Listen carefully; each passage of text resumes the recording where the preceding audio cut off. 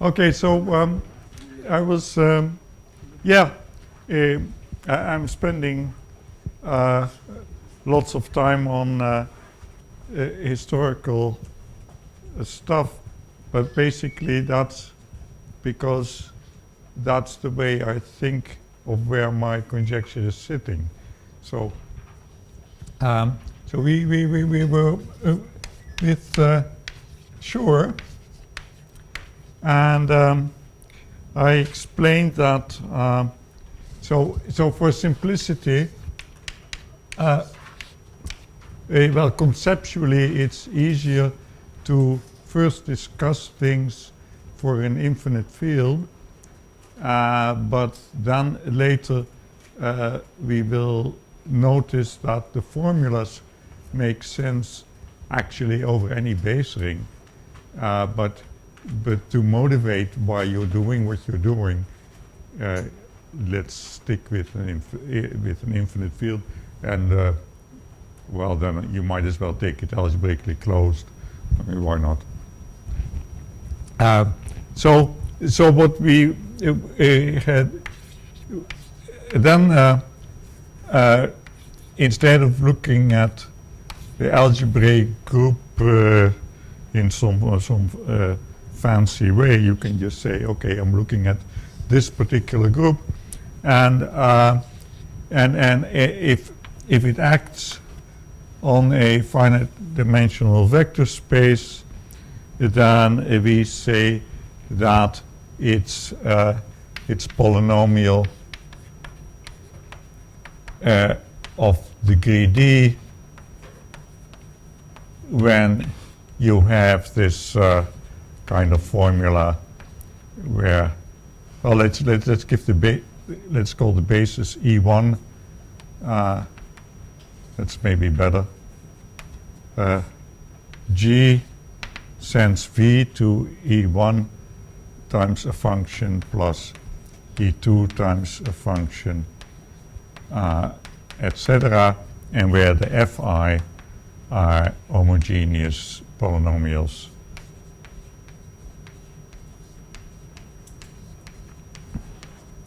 Of degree d.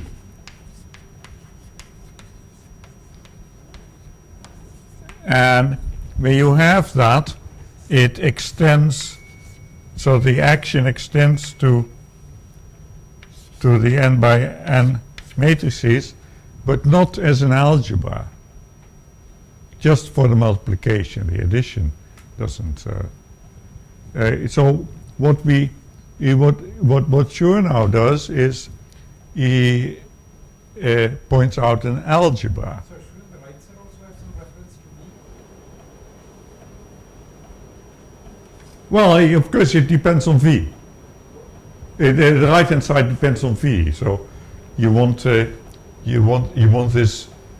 to put V's somewhere? Okay, so let me say it differently.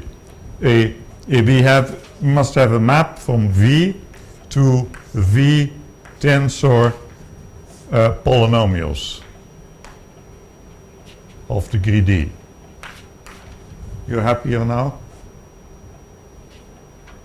So this right-hand side depends on V, yes, but I don't know where you want me to write the V. That you're mapping on the left. So For any V, the dependence on G should be given by polynomials of degree d. And of course, the whole thing should be linear in V. And so one way to say that is that you must have the whole action should be given by, for any V in V, we get an expression like this. And this should be a k-linear map. And this, yeah, so one says that this describes the co-action.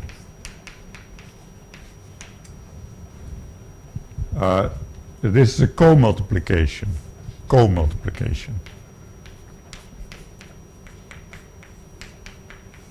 What you see, the multiplication is is like this, but we have dualized in that the geometric object G is replaced by the algebra of functions on G, and so this gets encoded that way in general. In general, when you have an algebraic group act, then you get a corresponding co-action, and then this would be the coordinate ring on G. But now we have an extra condition. We are not allowed to use the full coordinate ring. We are only allowed to use the polynomials of the homogeneous of degree D.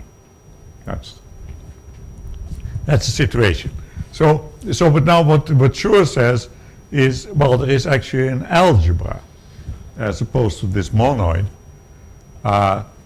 for which the category of left modules corresponds exactly with this. So we have now, we have the Schur algebra SND, and there are, I've seen 7 descriptions of it or something. There are many ways, but the one that will be convenient for us is that it's gamma D of the linear maps from KD to KD, and actually I no longer need the field to be infinite, but let's this you can always do, and this so ours is an algebra. It sits inside hom KD. Is it KN? Oh, it's an N. Absolutely. Yes. Thank you, Shripad. You may correct all my mistakes if you wish. Yeah, so so you have a tensor product of copies of the same thing. This is clearly an algebra. It's the n by n matrices you can add and multiply. You take a tensor product, you just make that into an algebra by doing everything component-wise. So, for instance, well, F tensor G is used in, maybe I should do it this way, F1 tensor F2 tensor Fd, composed with H1 tensor Hd is, guess what, it's F1 composed with H1 tensor and so on. Yeah? So that's the algebra structure on the tensor product, and the divided power is just a sub-thing of that, and you check it's a sub-algebra, which is sort of logical because it consists of the stuff that doesn't change if you permute. So what is gamma D? It's a sub. What is that sub? The gamma D has been introduced before. That's the trouble with this course.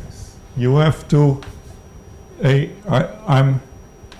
introduce things because I intend to use them later. and then I assume you've remembered, but that's of course not true.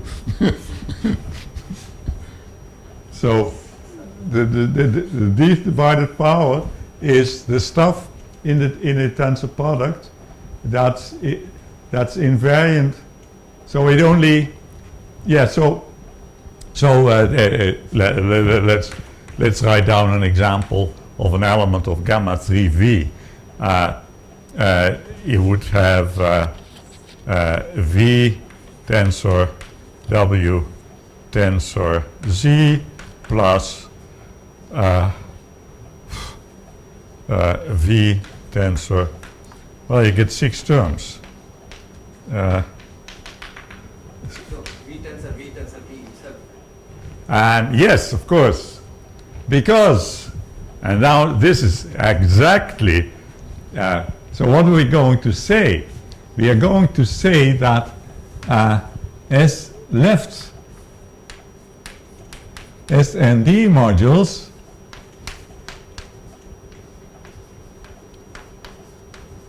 corresponds as a category with polynomial GLN modules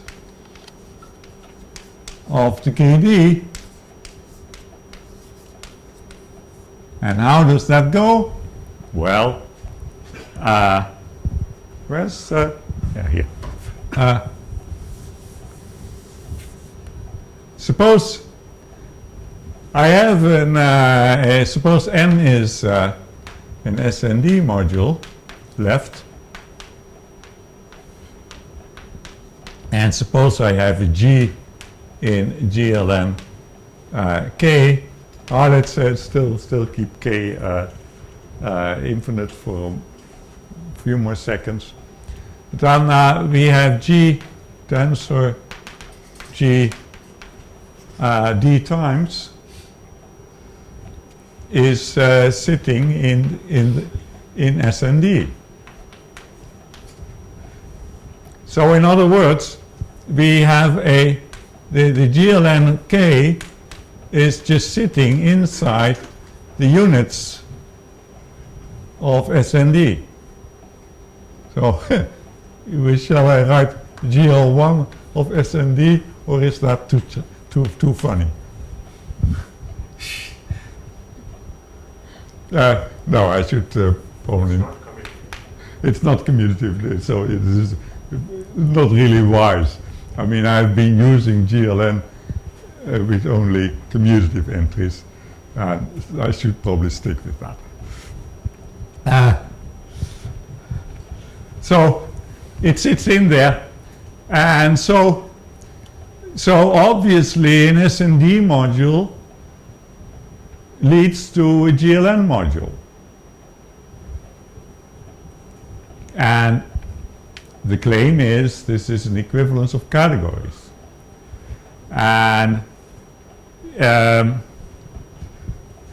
but to explain that better, I really should work out that kind of picture. And that requires that I'm going to tell you what an affine algebraic group scheme is. Because the reason I've been saying let the field be infinite is that way I only have to look at one group. But that's not the true picture. The true picture is functorial.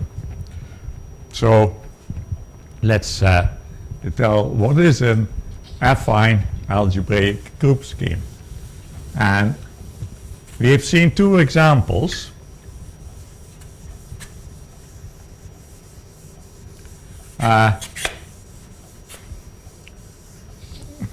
With a slightly different nature.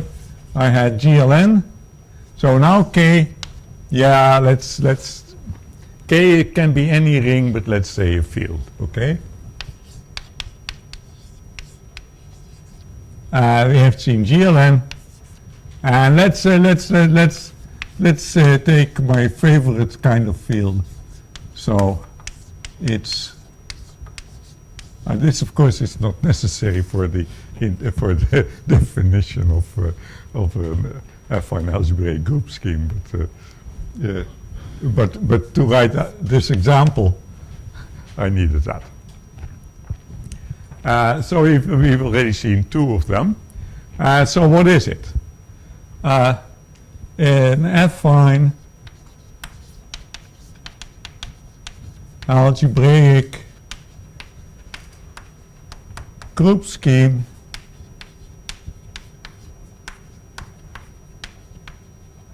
G is a representation representable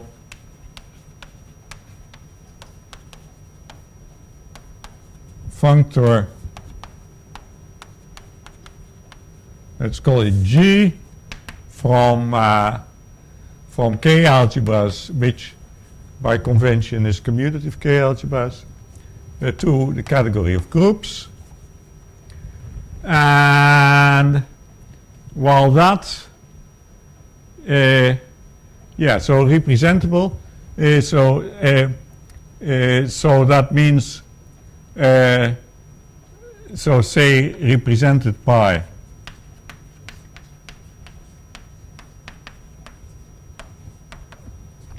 the K algebra, which we write as Kg, and which we called the coordinate ring of G. And so that means that H upper Kg, that's my functor, basically. Do we need to say that Kg is finitely generated? Yes. We need to put it in the definition. The definition is not finished. So I have affine scheme.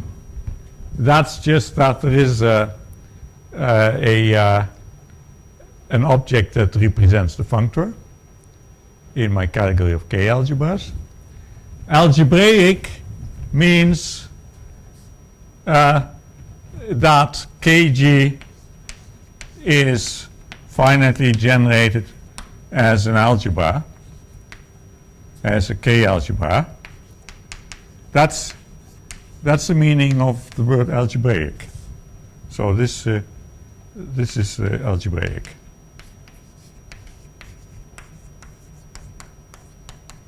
So now we have the algebraic, and the group, that is of course, that refers to the groups. So this is what it is. And of course, so let's see that those two examples are indeed examples. And it's, it requires a slightly funny way of thinking about things. So, let's do, so what's the coordinate ring of GLN? Well, that's this thing we've seen before. It's the thing that it consists of the matrix entries, the thing that associates. That's what you think of it, but now they're just pure variables for a moment, and then 1 over the determinant of these GIJs.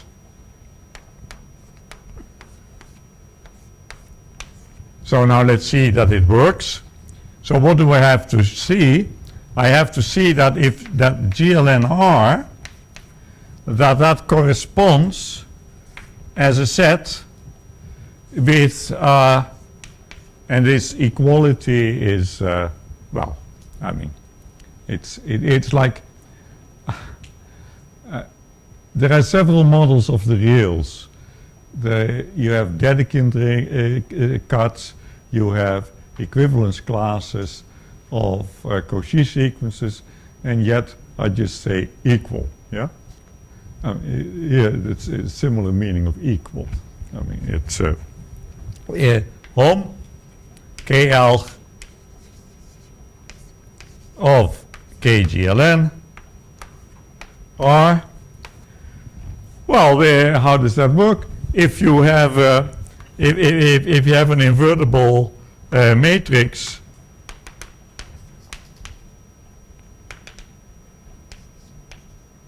over your ring R, then that means that you have an invertible matrix. And so where shall I send Gij? Well, of course, to Rij. And it does, where shall I send 1 over the determinant to 1 over the determinant of the Rij. And this sets up a 1-1 correspondence between these HOMs and the GL and R. Now let's the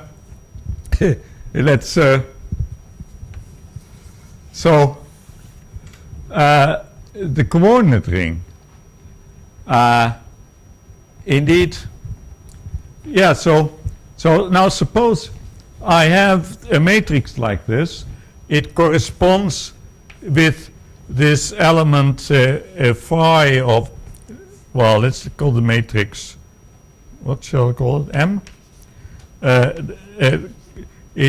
To it corresponds a homomorphism in that from here to there. And now to evaluate an element of the coordinate ring on this matrix, you take the element of the coordinate ring, let's say F, and so now how do you evaluate F on phi m? You do it the other way around. You evaluate phi m on F, and this is the duality that you always. I mean, moving between algebra and geometry, one always gets things interchanged, and so you think of F as a function on, yeah, now not as a function on one group, but on all these groups. So an element of the coordinate ring it assigns so an F assigns in a functorial manner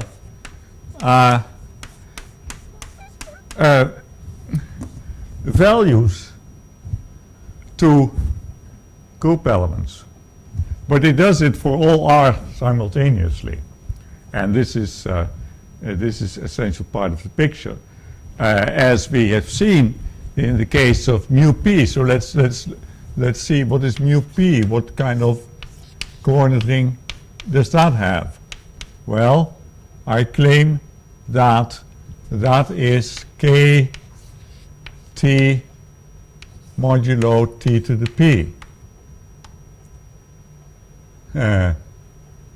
Maybe I wanted to say t minus 1 to the p.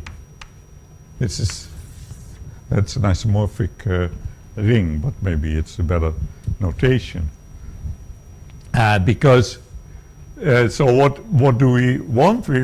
Suppose you have an element in mu p of R. Well, that would be an element R with the property that R to the p equals 1. But now we are in characteristic p, so R to the p minus 1 is the same as R minus 1 to the p. And therefore, yeah, I hope you've seen the Frobenius map before. It's I mean, this one will be used a lot. So therefore, the to corresponding to such an R is indeed a homomorphism from here to R, namely the one that sends T to R. And now it's important that you allow all kinds of R, because if you would just plug in a field, we've noticed that you don't see anything. You just get a trivial group. And so the one really, well, of course, there is actually you don't really need all to try all rings. Yoneda's lemma teaches us that there is a universal case, and that is the representing ring itself. And then we have to take the identity homomorphism from the representing ring to itself. That one is a group element in yeah, well, shall I?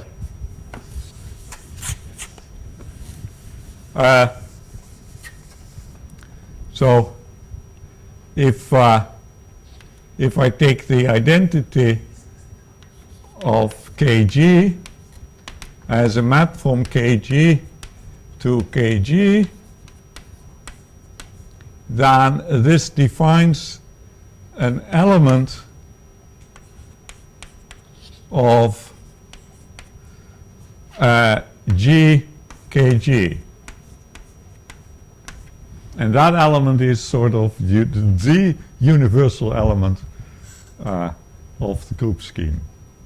Any other element you can get by functoriality, because suppose I have an element, suppose this corresponds with an element of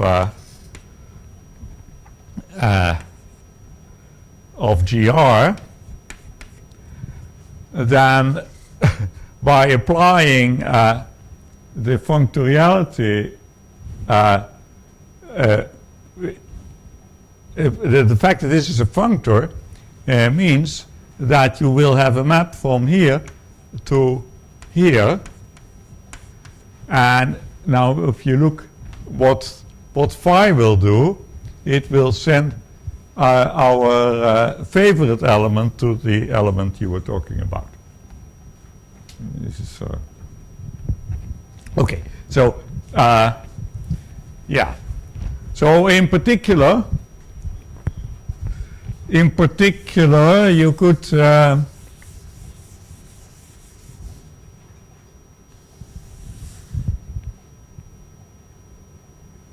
no. Well, I'm right. So those were groups. Yeah. I probably should explain that Kg has more structure. Kg is a Hopf algebra.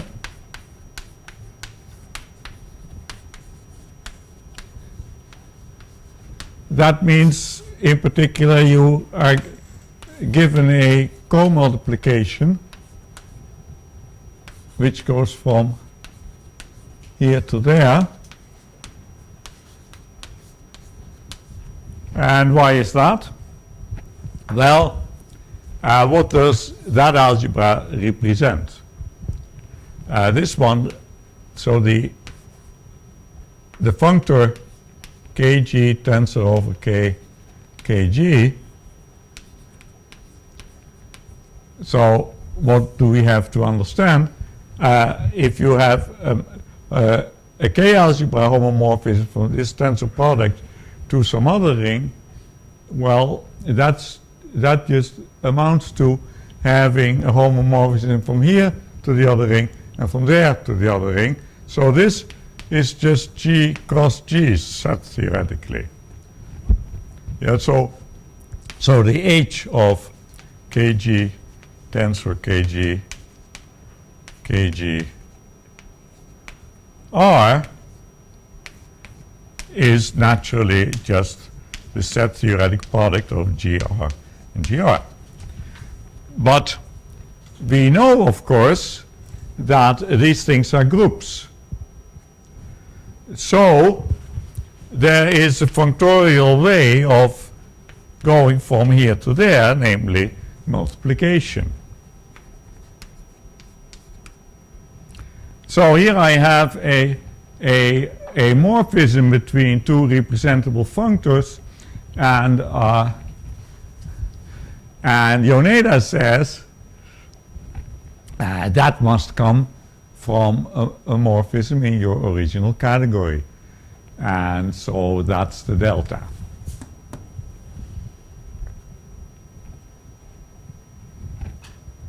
And similarly, you have an n-type pole which encodes taking inverses. And then you also can functorially assign the identity element to the group if you wish. So all the structure that so everything. So the fact that you're talking about a group valued functor by means of Yoneda can be translated into extra structure on your Hopf algebra. Now, so this looks already quite similar to what I was saying about representations. So, so now we have a slight problem, namely, if you're a geometer, you would tend to play the same game with Yoneda to explain what the representation is. But this is wrong. I mean, it's the wrong concept for what we want to do. It doesn't give the right setting. So my slogan is, do not think that representations are representable. I don't know how to make my phone shut up yet, but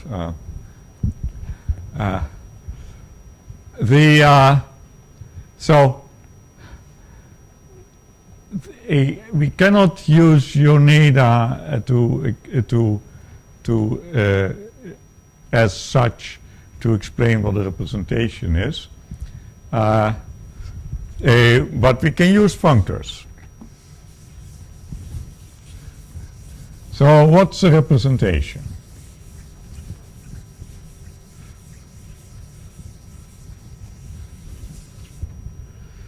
Definition.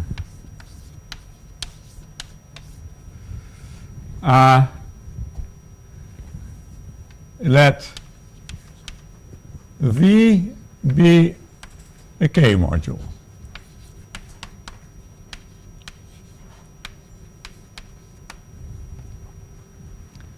Example. V is your coordinate ring. So,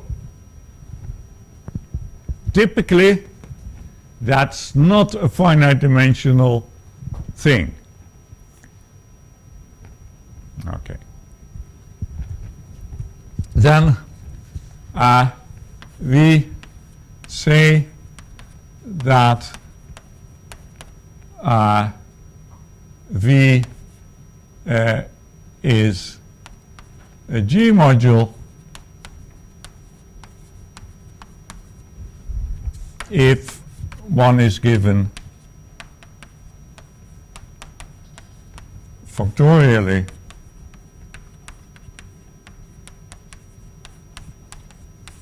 an action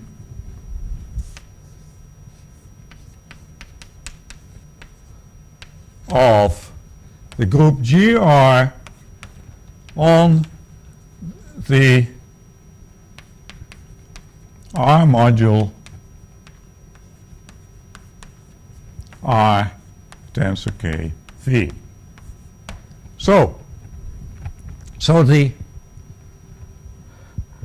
the module on which you act depends on the ring.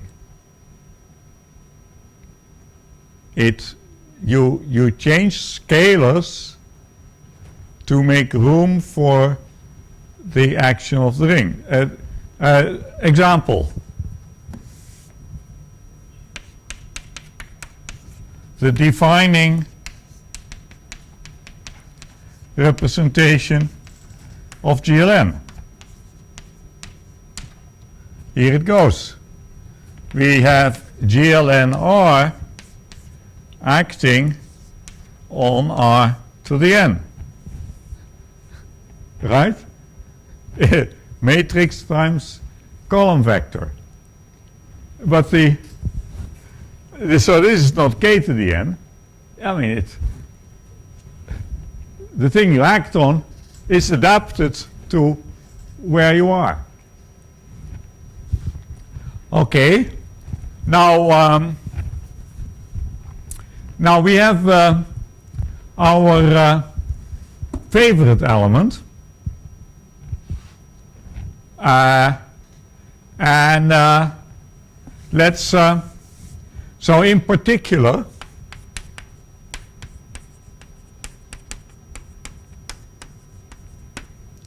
the identity of Kg as an element of GKG acts on Kg tensor K V. Now, I may have some, I never know whether this is really the right way. I mean, I think that some people write V tensor Kg. I'm not sure which one is better, and I won't worry about it, okay? And so you get a map which we call delta.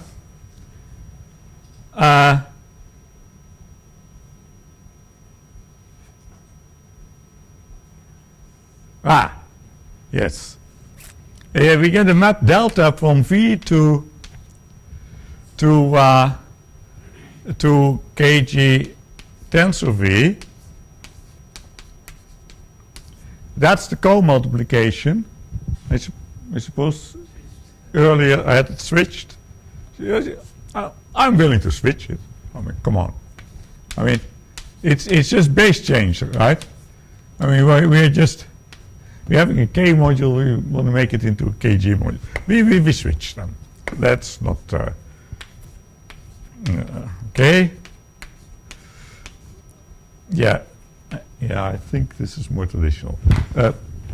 Now, yeah, so how do you get this map? It's defined as follows.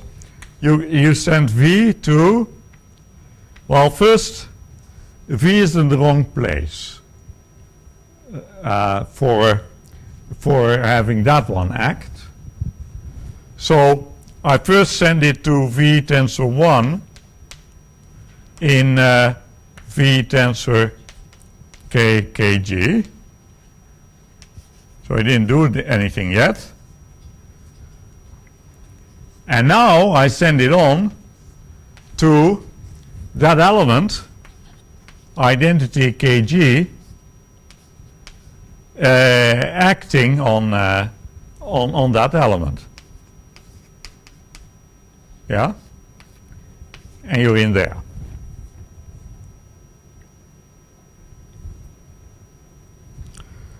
And because this element is universal, represents everything else,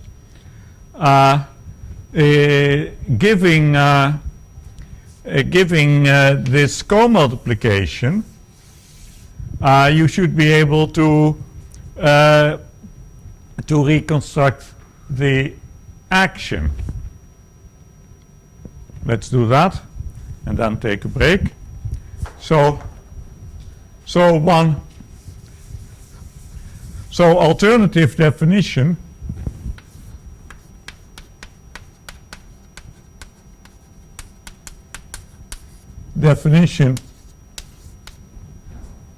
is a G module V is a co-module for Kg.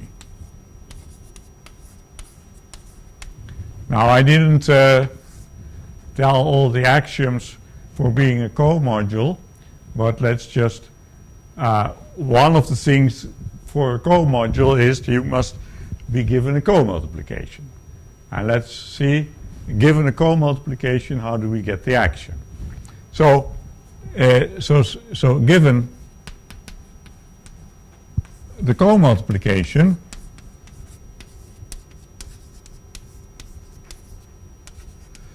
and a phi from kg to r viewed as an element of GR, we act on V tensor R as follows by this element. So let's call this element G, yeah? By G acting on V tensor R equals, and now we have to, so we do the co-mod, yeah, so, okay, this R is just, it's going to be R linear, so the R we just put outside. Then we have the V, we delta it.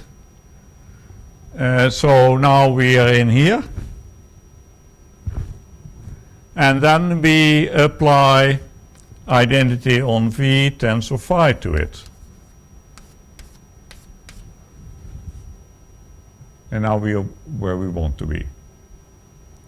And so, for your own peace of mind, you should try this out for the standard representation of GLM and see that it's all just pushing formulas around and not doing anything except changing the language all the time. But we want to, yeah, so, it's, okay, important thing is, of course, why do we need a good, a solid definition of what a G module is? Because we want to do homological algebra in that category. And if you have not specified carefully what your category is, doing homological algebra is hopeless. Because, for instance, to say what a projective module is depends on your category. Okay, now I will not tell you what a projective module is because I don't know any, except for finite group schemes. Because for finite group schemes they happen to be the same as injective modules. I will tell you about injective modules. So, yeah. Do you want KG to be flat over K? Or? That's a very subtle point. Yes, I do want kg to be flat over k, and that's the setting which is taken in Janssen's book, but maybe that's actually not enough. I think I want kg to be free as a modulo over k, or at least projective as a modulo over k. The reason is that Janssen makes a claim to which the new edition of SGA3 gives a counterexample.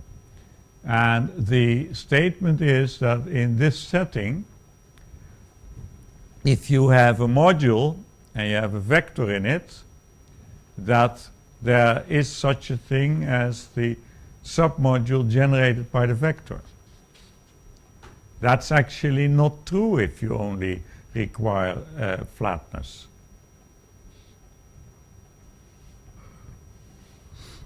And you know, the thing that fails is the statement which he just writes as being so obvious that it doesn't need a proof. And that's the state. Well, you know you're in an abelian category, and that has been checked. So you know that if you have two submodules, that the intersection is again a submodule. But now what if you have, say, countably many submodules and you intersect them? Is that again a submodule? Yeah, because yeah. So you see, a G module is an actual K module. It's not just a functor.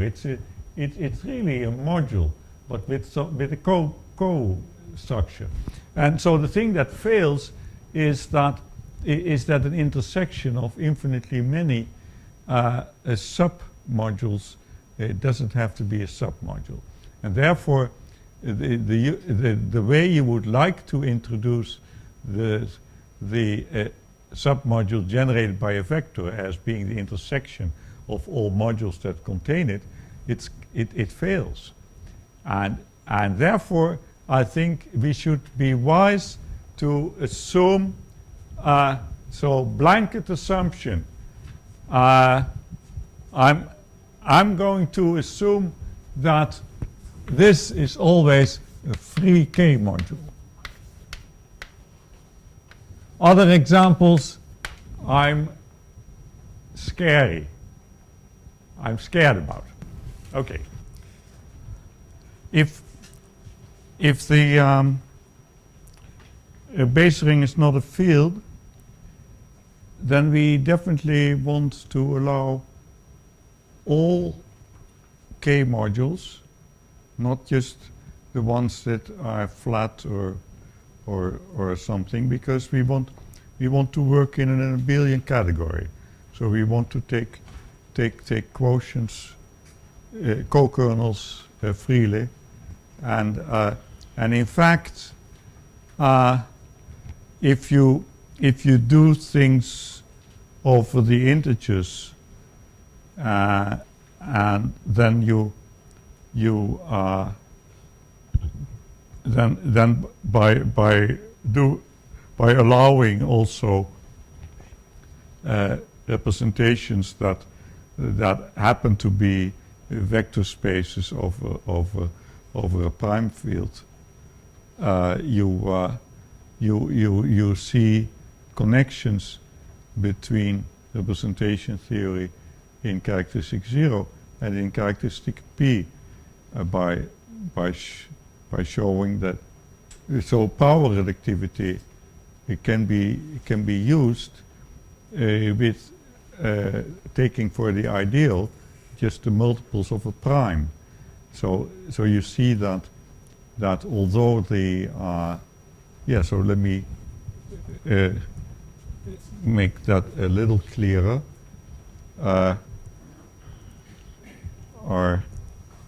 Do I have this example here in a maybe not.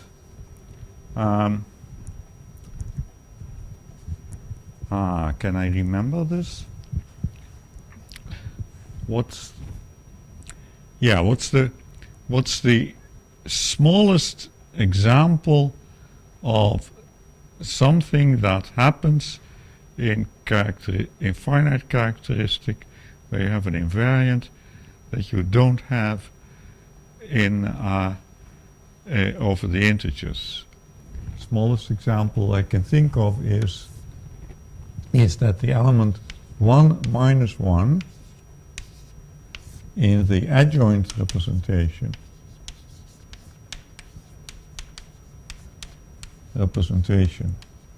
of SL2 becomes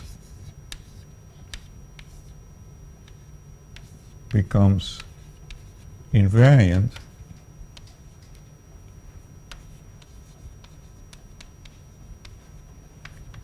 mod 2, because so the adjoint representation is the representation by conjugation. So the matrix M if an element of SL2 acts on it, then G acting on M is defined as G inverse. Now, if the characteristic is 2, then this becomes the identity matrix, and so now it's fixed.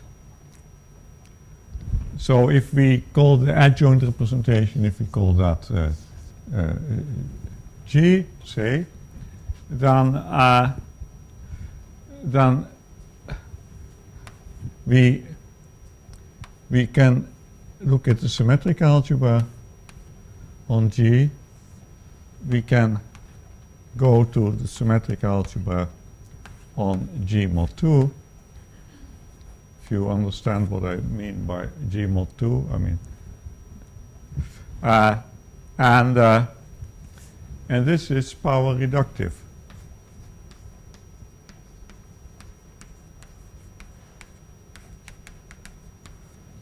And so here in S1 G mod 2, we have this element 1. Well, this element is often called H. So here we have H bar sitting in here, and it's invariant. So there should be some power that of some power of H that of H bar that lifts, and it's actually the second power. So exercise, find a lift that's invariant in the second symmetric power, and it's yeah. So you need to work with a basis and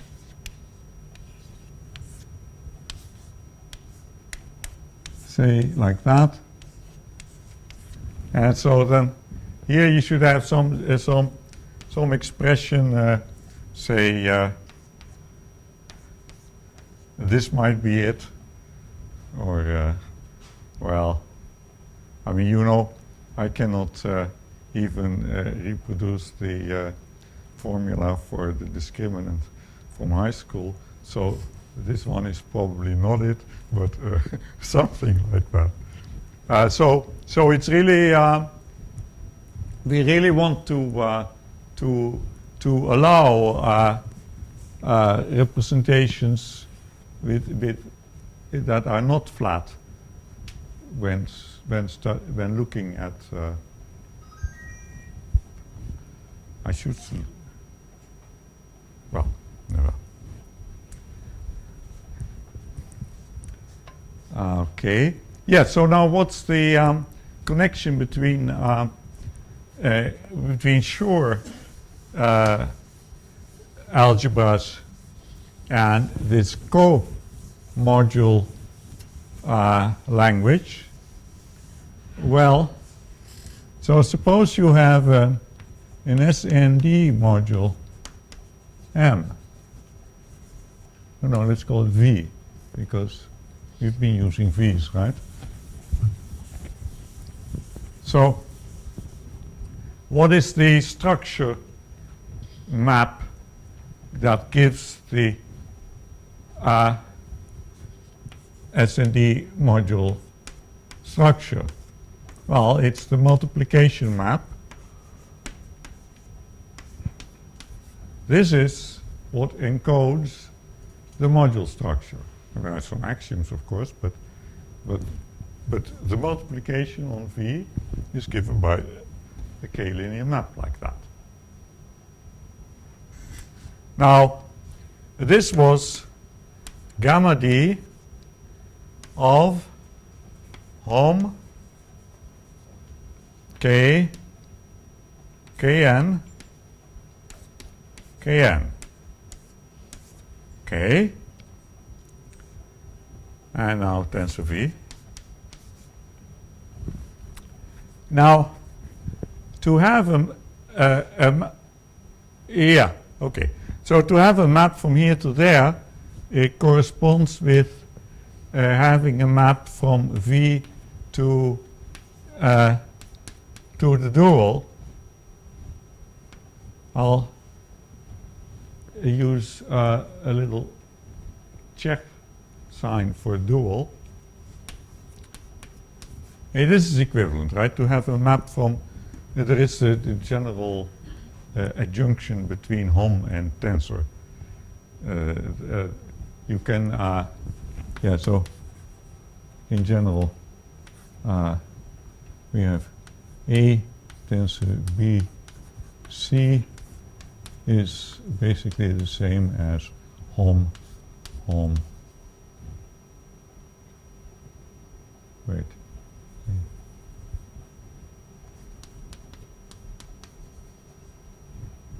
Something like this. Is that one okay? Okay, well, let's use that one then. So what's SND check? That's so that's gamma D Hom check. There's no check. There's no check in the wrong tensor. There's no check. Very good. Very good.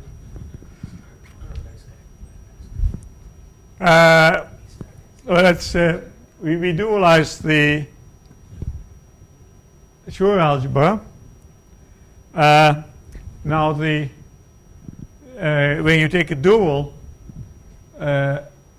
co-invariance gets converted to invariance, and so this is SD, and then of the Hom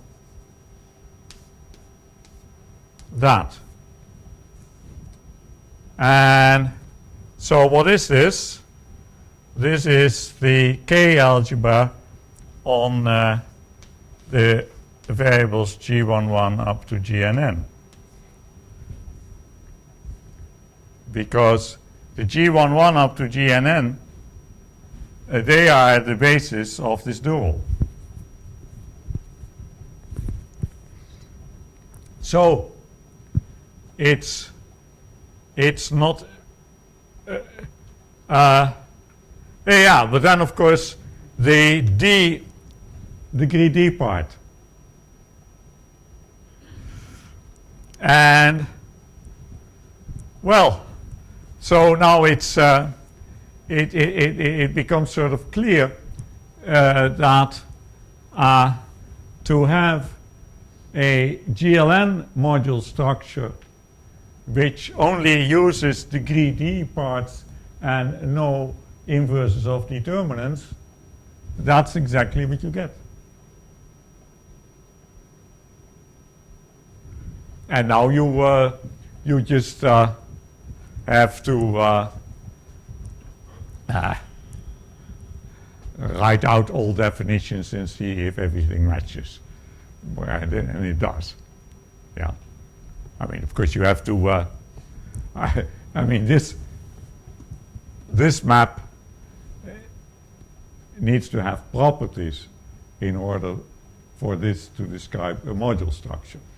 Like you want that alpha beta m is the same as alpha beta m and things like that. Of course, they are not automatic by just giving you any map here. I mean, you have to impose conditions. And then you have to see that on both sides of the picture, the conditions match. But so this is how the Schur algebra comes in. And now let's make a jump of about a century. The Friedlander-Suslin theory of strict polynomial functors of degree D can be understood as do this for fixed D, but for all n simultaneously.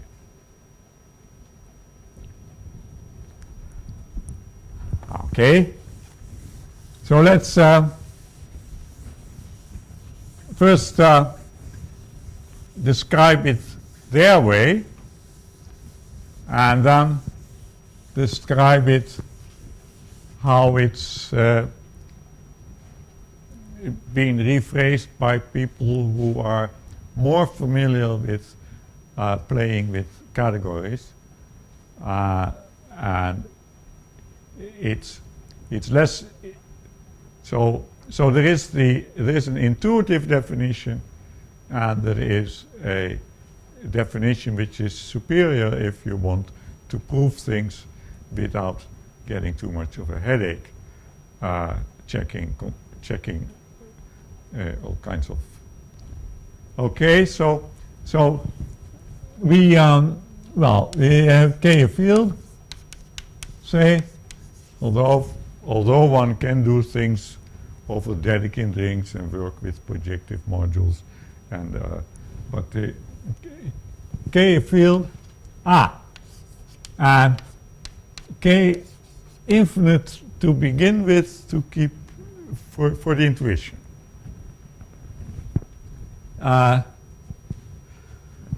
And Vk is the category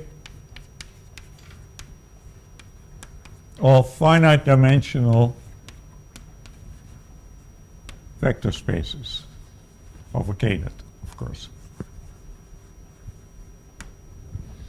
Then you say that a functor f from Vk to itself is strict polynomial of degree d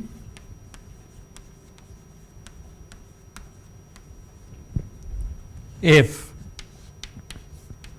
the maps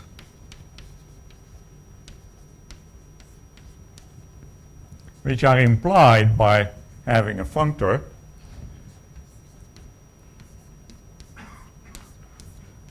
namely, if you have a homomorphism, maybe I should say f, maybe I should say f is k linear, yeah? No. I have definitely not k linear, sorry. If the maps, okay, the implied map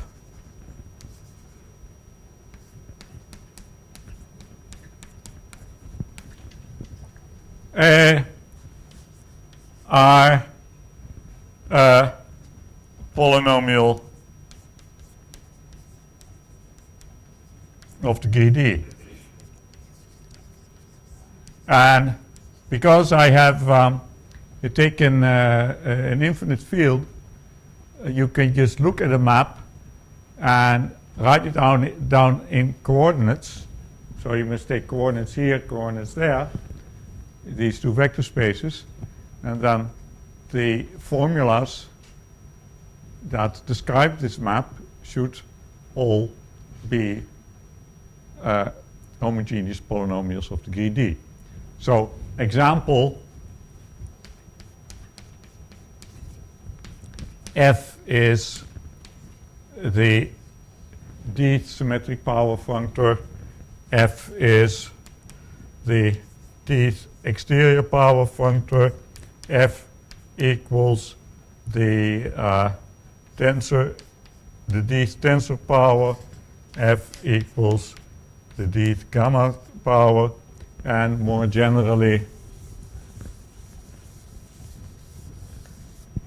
f equals the Schur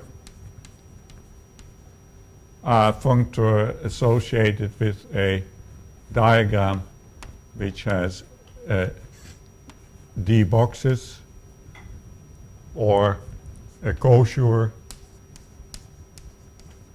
thing with the same number of boxes So, for example, SD would be the Schur functor for a row of D boxes. Gamma D would be the Schur functor of, no, gamma D would be the co-Schur.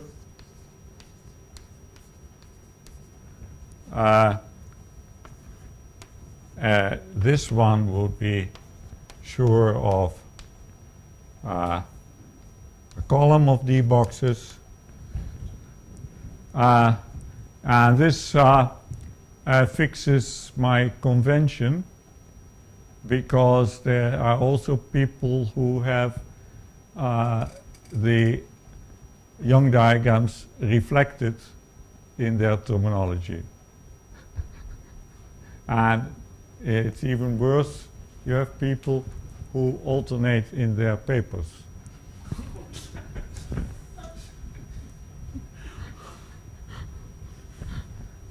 Okay, now, yeah, so let me, yeah, so I'm claiming that that kind of example, it will give you examples of such strict polynomial maps. I will, of course, yeah, I will say a little bit more about how you make Schur functors, but let's first say what the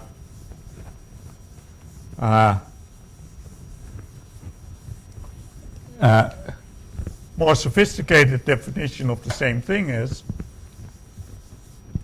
And first, let's recall, if C is a category, then the category of functors from C to Vk is called the category of left C modules, and this is the covariant functors. And if you take the contravariant functors, then it's going to be right C modules. This makes sense. Namely, if you take a category with one object and whose morphism set is some ring, then this is the usual notion of a left R module or a right R module, if you think about it. And if you don't think about it, it's still true, right?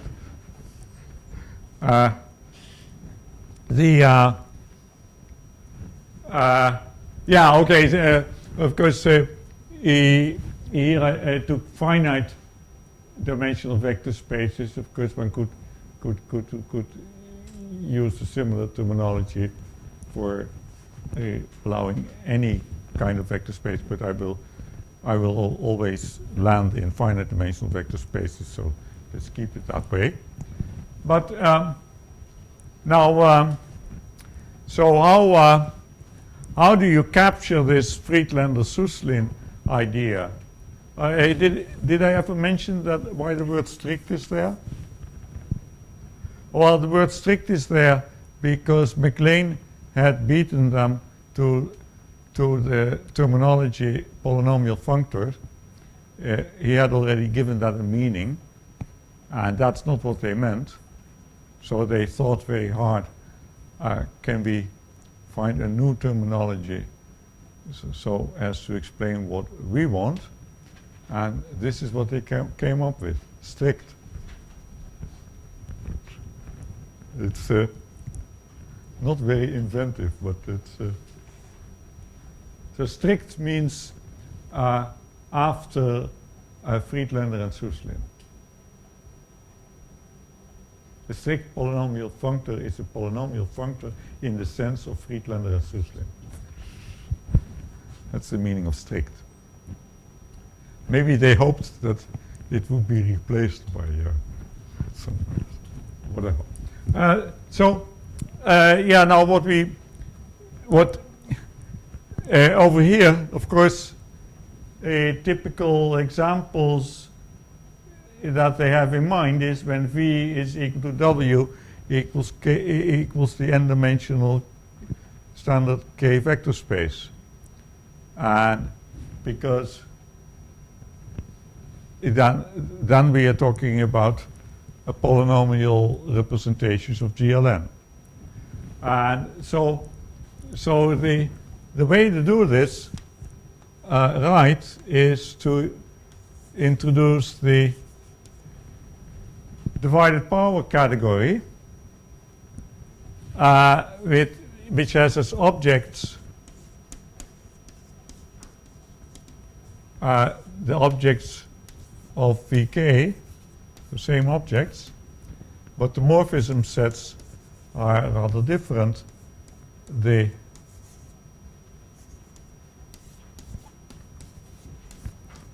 You, inspired by Schur, you put gamma d home here.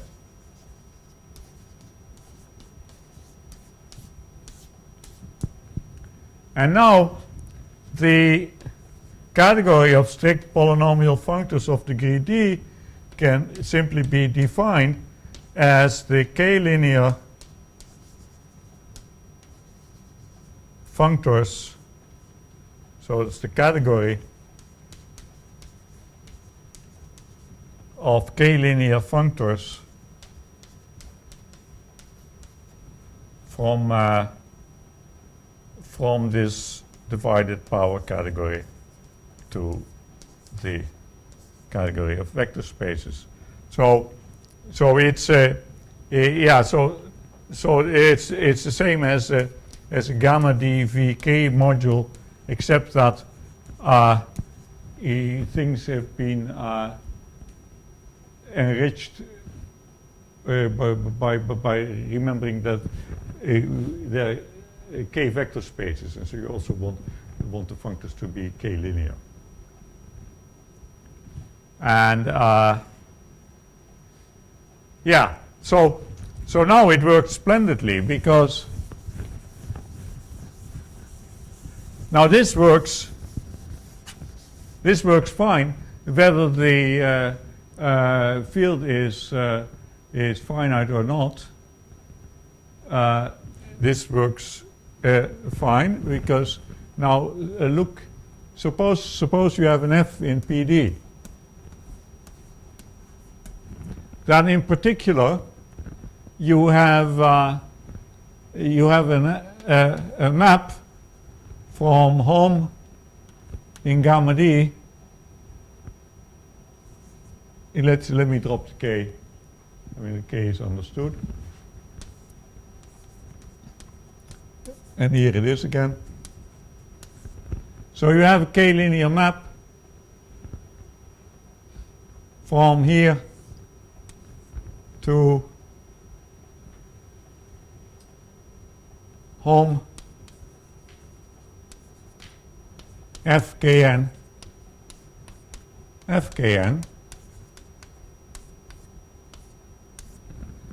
In other words, well, this was the Schur algebra, and what this says is that Fkn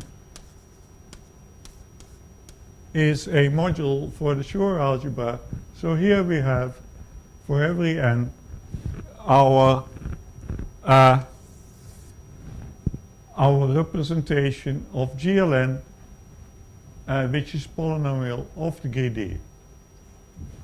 Oh, and if you don't like to have a d fixed, then you can just take them all, right?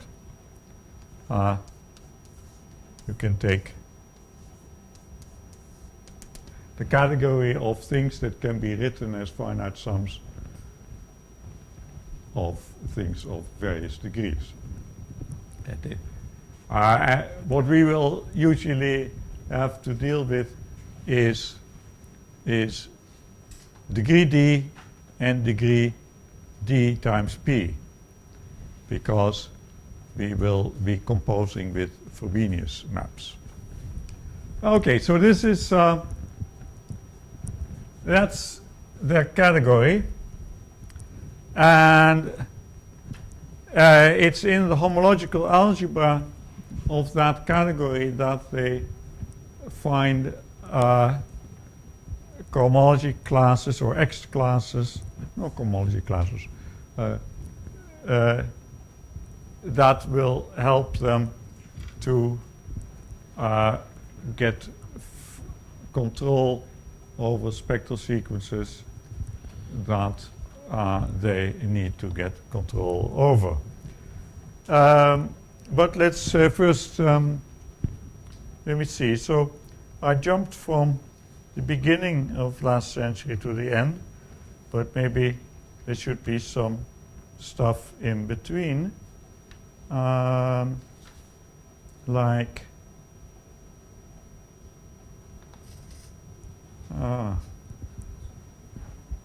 all right, yes. So some these examples I gave here are not all of the same flavor within the category. For instance, it turns out that SD, that's an injective in the category.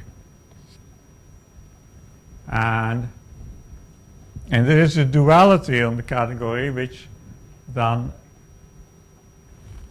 implies that gamma D must be a projective. And so the thing that will make, for instance, Schur functors very useful for us is that Schur functors will have no cohomology, no higher cohomology. And so let's discuss what a Schur functor is. So let's take a diagram which is not quite symmetric, so that you can see the difference between the diagram lambda and the diagram lambda twiddle, which is its mirror image. Okay, I think, is that the mirror image? Well, let's see if they have the same number of boxes. 1, 2, 3, 4, 5, 6, 7, 8. 1, 2, 3, 4, 5, 6, 7, 8. I think the one is the mirror of the other. So let's introduce a Schur functor. Well, so basically the slogan is symmetrize in rows, anti-symmetrize in columns,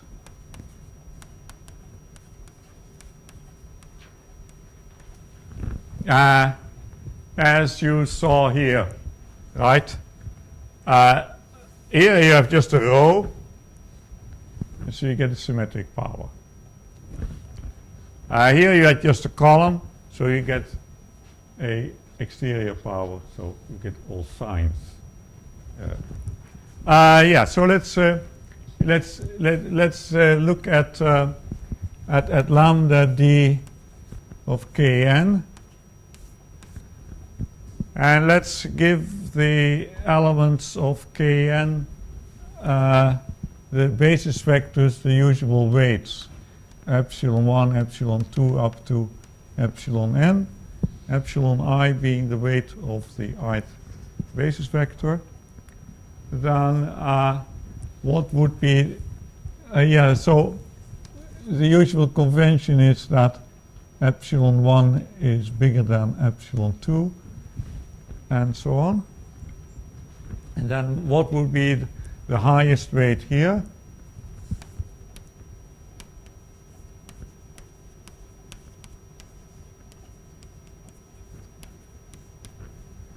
That would be if for the element E1 wedge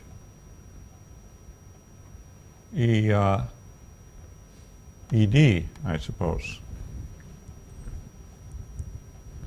So that would be epsilon 1 plus epsilon d.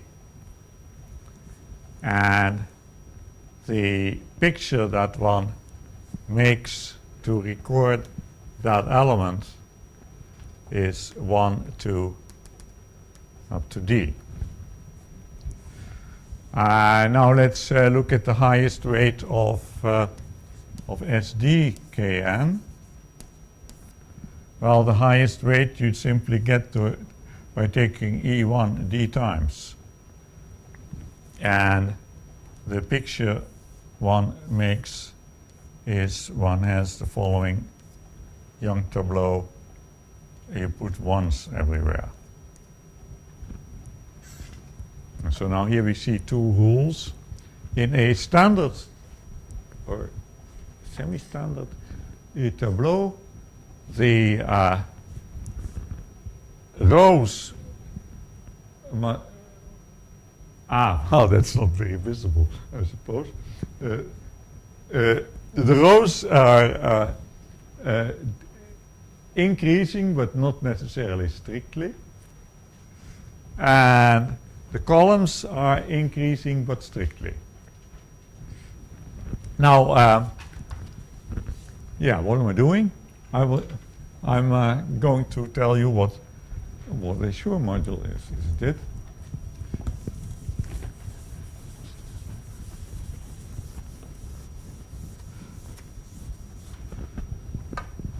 So, how do you do it? You take, so I take that diagram and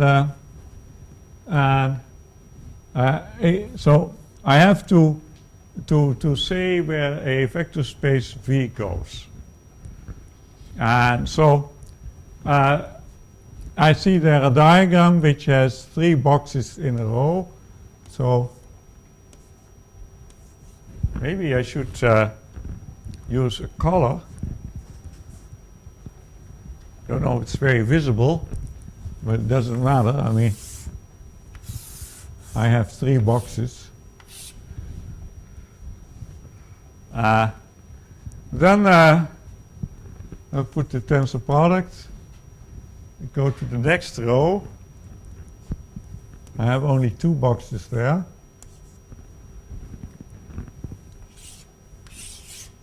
So my Young diagram still has 3 more to go. So what? It should be first tensor and then. What? I'm reading this as follows. I take a 3-fold wedge product tensored with a 2-fold wedge product tensored with a 1-fold tensored with a. I mean,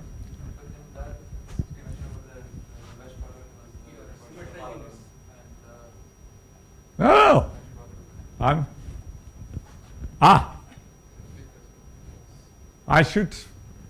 sorry.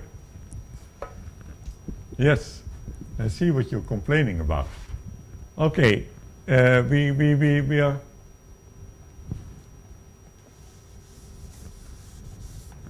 We take the no. We take the lambda twiddle diagram.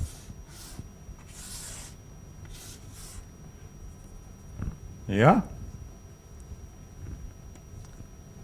You agree that this matches the Landau-Twiddle diagram.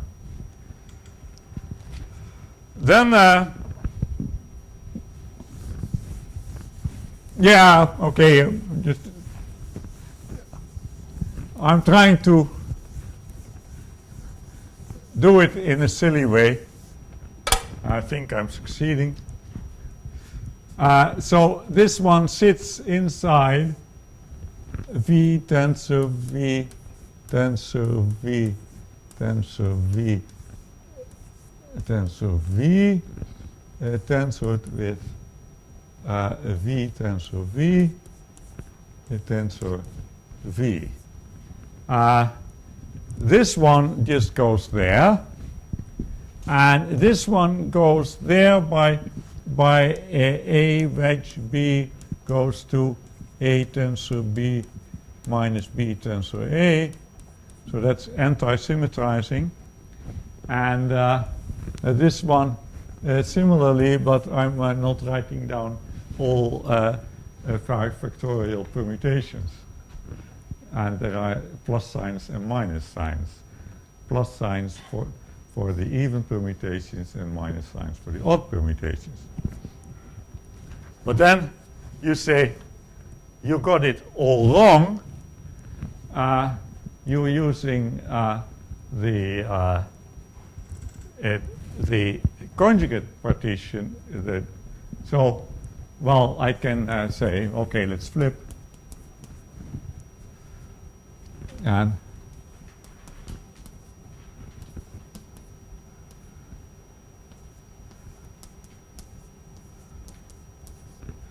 to repair that,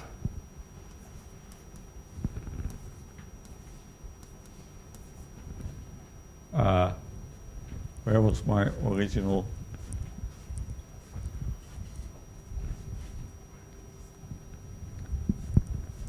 I have one more here. The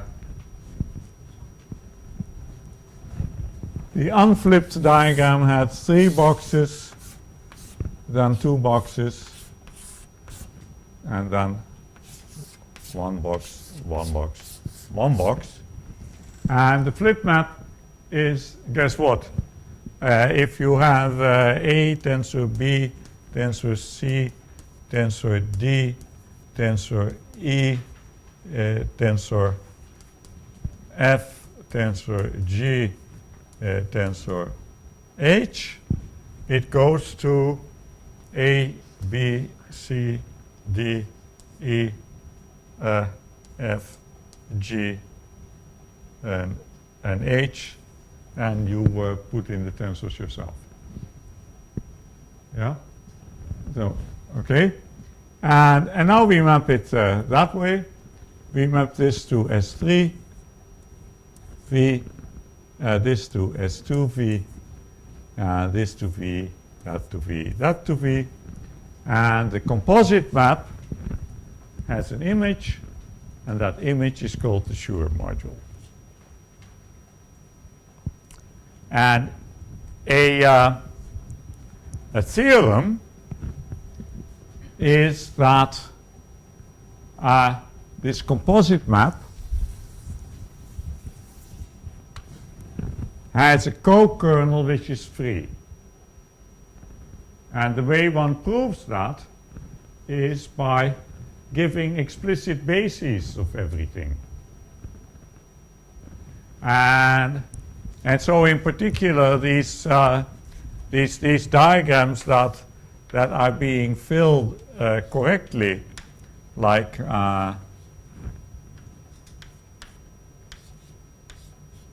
let's try to put a somewhat more interesting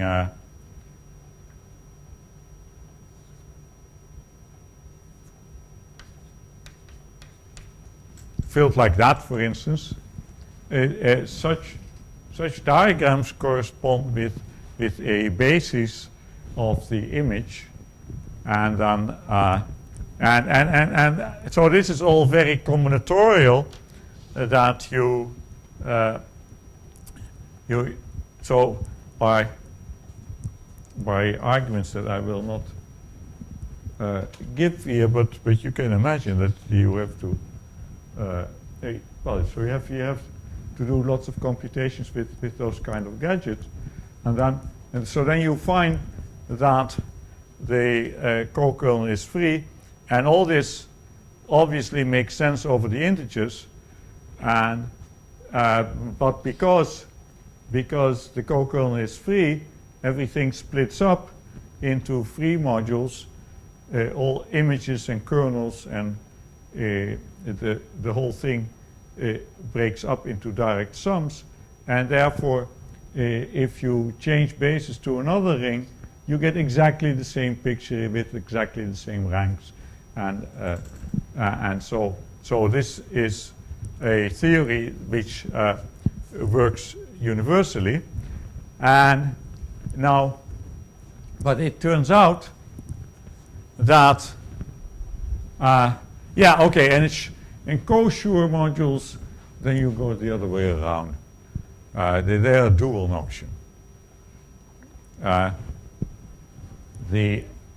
we will be interested in Schur modules mostly, because it turns out that these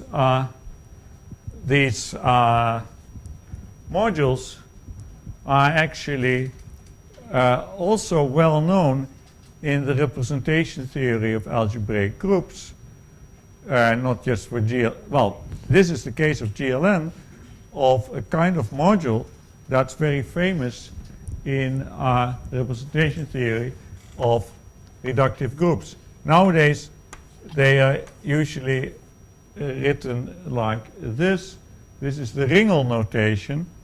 The Ringel notation emphasizes that if you're,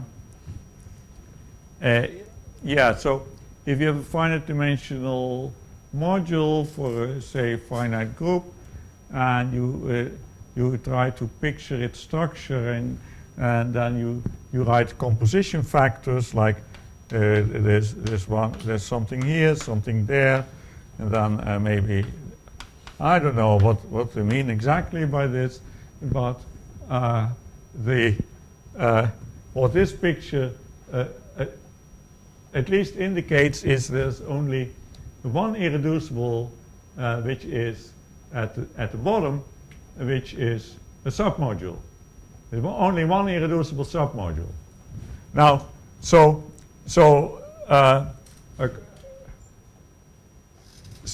according to Ringel, this picture looks like that picture. Right? So something that by its nature is well known to have only an irreducible submodule, only one, should be written that way, and so the Schur module should be written that way, and the co-Schur module should be written that way. And so these are also called standard modules, and then these are called co-standard modules. It's very convenient. Schur is co-standard, co-Schur is standard. Yeah, I mean, this is. But so these things, well, at least over a field, they have this irreducible, unique irreducible submodule, and it's the one of highest weight lambda, and this one here is the biggest module that does that. So if you give yourself an irreducible module with highest weight lambda in characteristic 0, that's the end of the story. But in characteristic P, you can still pile other modules on top of it, but at some moment it's full. Nothing more fits in there, and that's what these modules are. And so what Green shows in his book is that these Schur functors actually have this property that they are the biggest And so therefore we know that these two very different ways of looking at it are actually talking about the same modules, and that will be useful. But I think, yeah. So let me just say, the standard way of describing this is that this is induced from B to G of something. And so the thing I will have to explain next week is what do these people in algebraic groups mean by induction. It's not the same as people working in finite groups mean. And so that's, it seems to be a good place to stop.